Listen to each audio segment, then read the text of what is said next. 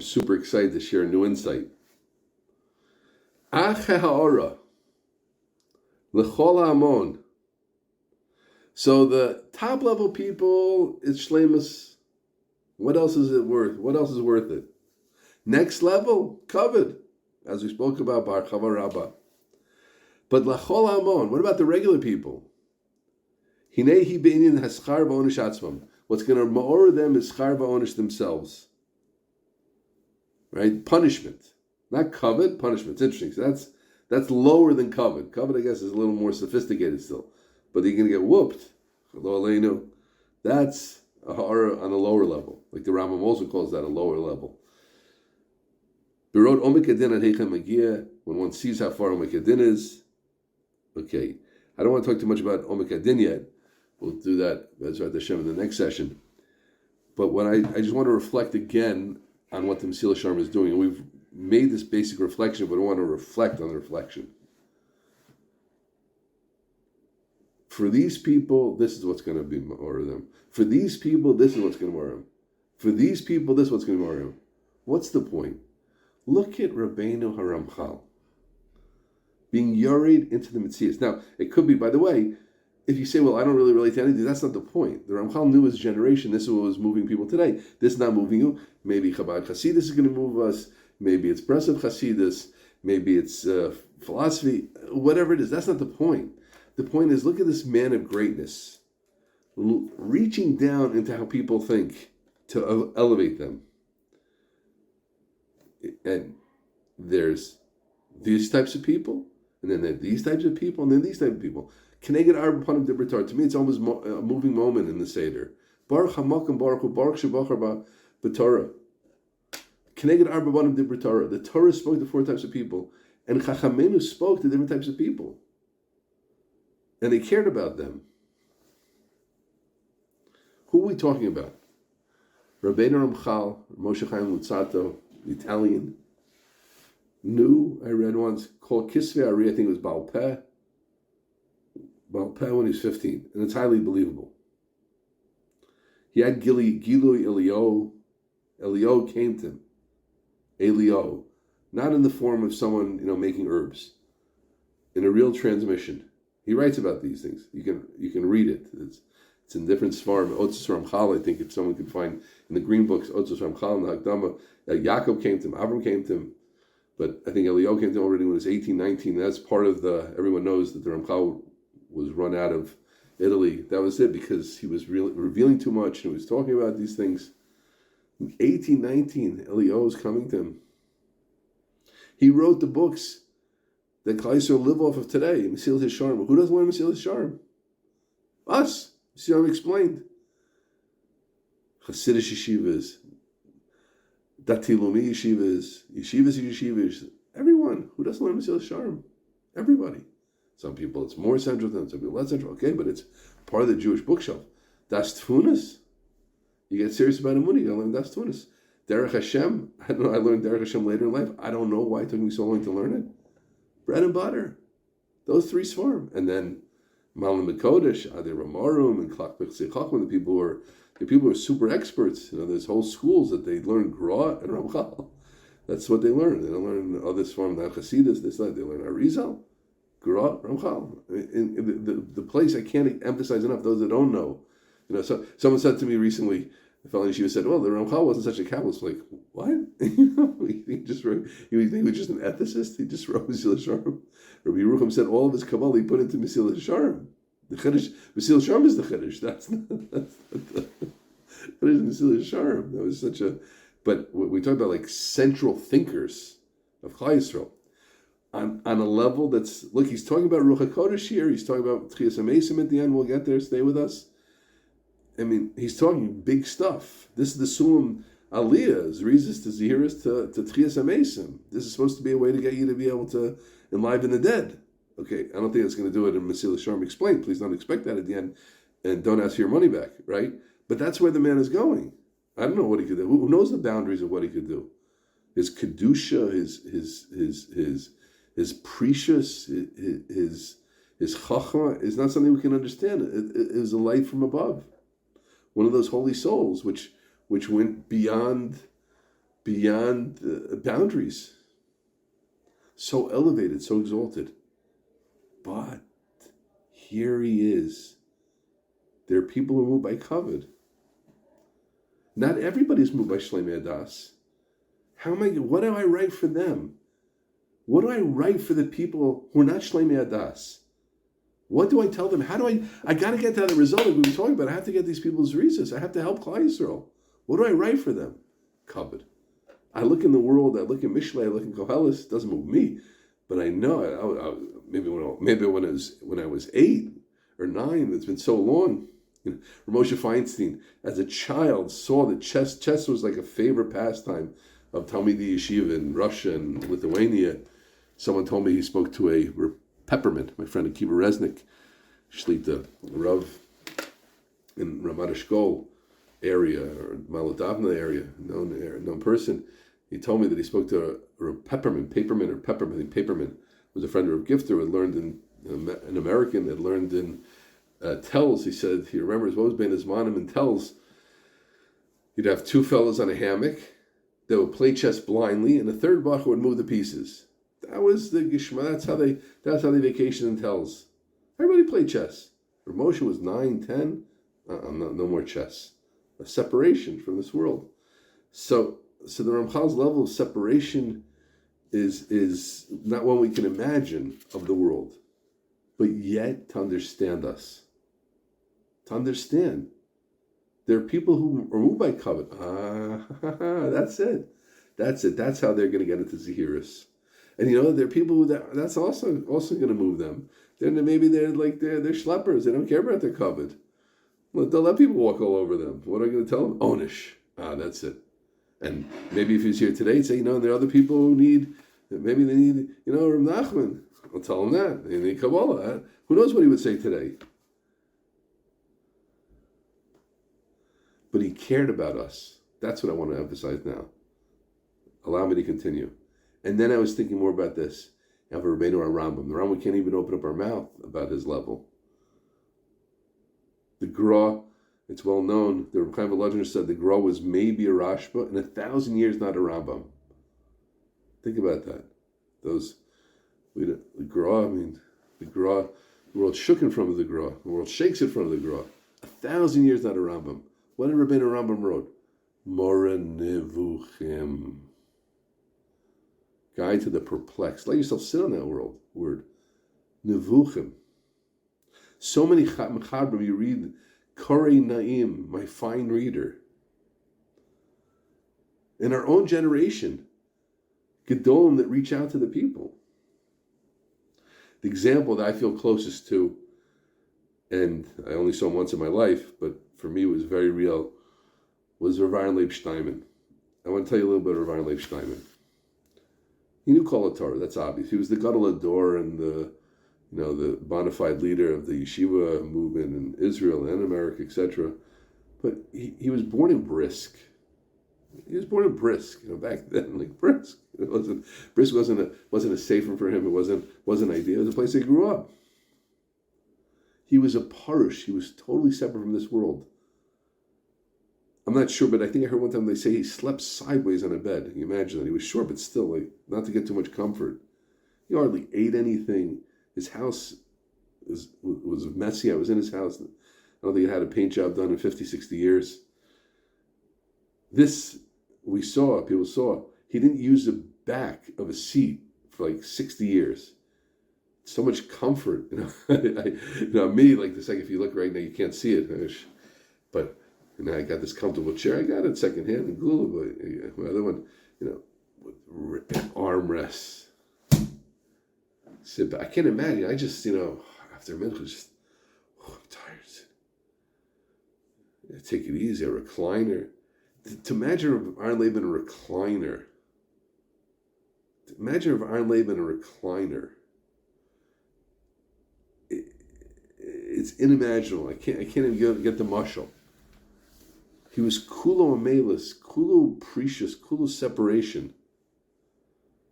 Covered all these things. I'm talking for reading hundreds of pages of things about him and stories like him, right? Some, I don't believe every story I read, but you read enough, you get a picture of a person. and you hear from people, and you hear from other people. You get a picture. It's not, no one was building. They don't say the things they said about him. They about other Gedolei Yisrael. There are other ways he wasn't as big as other Gedolei Yisrael in other ways, etc. But you get a picture of a person so separate, so above, so not caring, so beyond. Things that move. We spoke a lot about Kavod in recent weeks. Kavod, what people thought about him.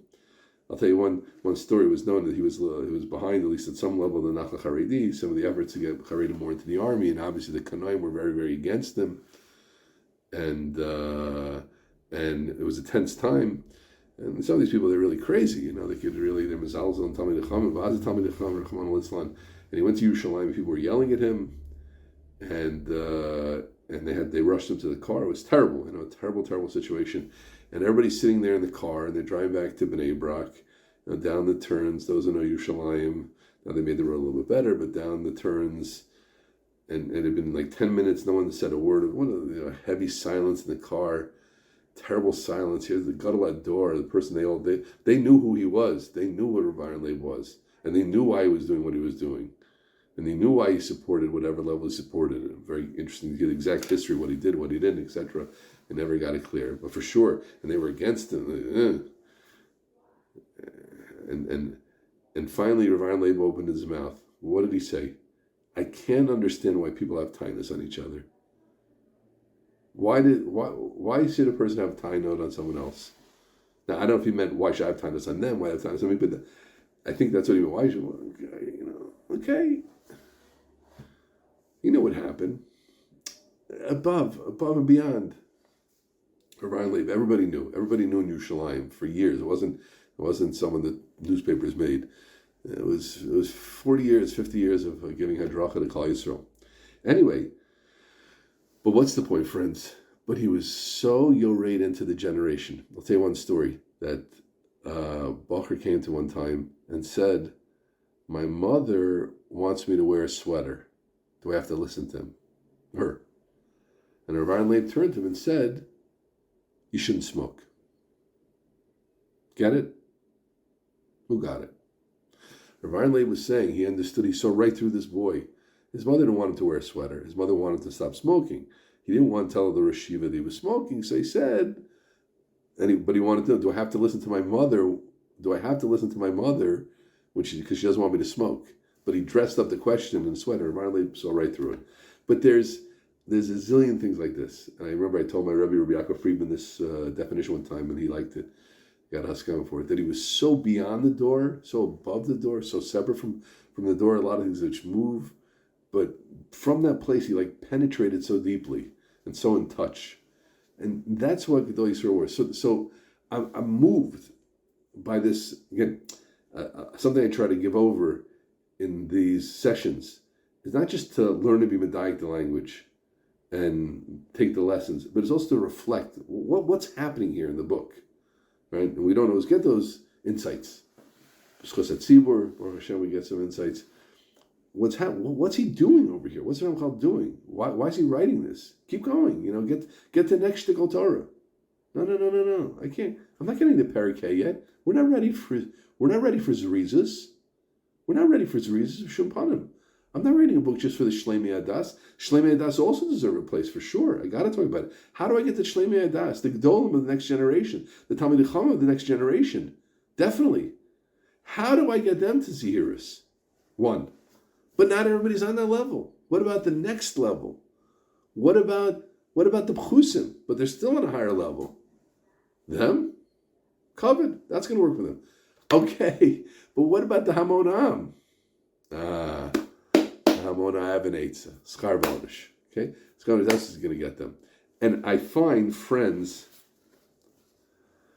all this together, in a world of increasing anxiety, in a world of increasing anti-Semitism, in a world of political craziness, it's very soothing that we have Sfarim like this, that we had and have Gedolim that cared about us and still care about us. Not all of us are zocheh to be involved with Gedolim hand to hand, right? But there are people out there, Rav Asher Weiss, My friend Eric Hubersmith, Rabbi Eric Hubersmith Shlita, helps Rav Asher Weiss on his fundraising trips. He tells me he sees Rav Asher Weiss out there. It's not just the Gvirim. Of course, he spends time with he's there to fundraise. But a Yid needs him. Rav Asher Weiss is there. Let him come. It's not just the Chashav people. He's there. Rav Asher Weiss, I remember we were discussing something once. I was Zochet to have a relationship with him. He said to me, like when you stand, Gedolei Yisrael, it's like when you feel like you're supposed to feel like you're standing in front of your father. That doesn't mean that no one should think every time you go you're going to have that experience. And Schoonmaker told me, and I went to see Rav Shimon Galai, and he was busy. There are people out there. The one I love so much, Rav Tzvi Meyer Zilberg. Tzvi Meyer Zilberg, incredible. I have a friend who was going through it, Sarah. He told me he held my hand for 42 minutes and was crying with me.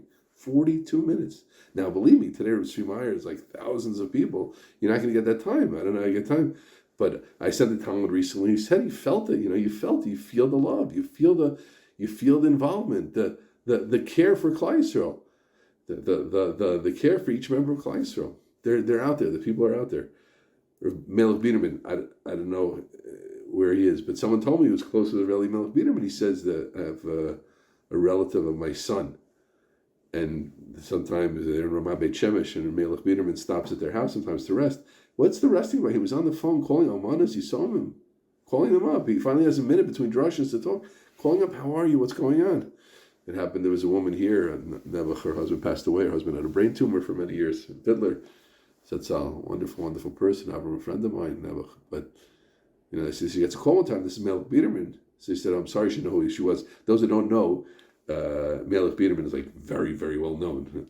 I'm giving this a week before Lag Bomer. Lag Bomer, maybe he has a tish for maybe 10,000 people. He's like, he's a very, very central figure in like the whole Hasidic yeshivish world in America, I'm sure in Israel. So not everybody knows him. So he's like, so she calls this woman up. Sorry, she didn't know he was. But then listen to this. And I heard the story thing from my wife.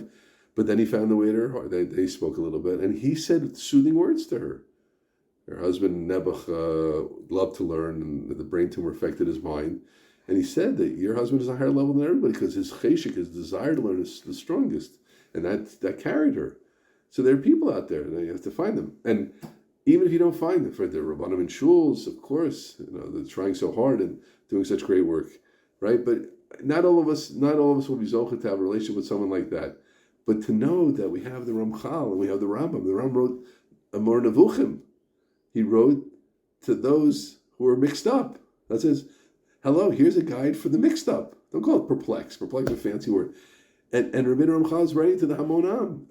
Reb Nachman, I don't know too much of Reb Nachman, but I was told, someone said to Reb Nachman that he was Megala too much, Reb Nachman Breslover.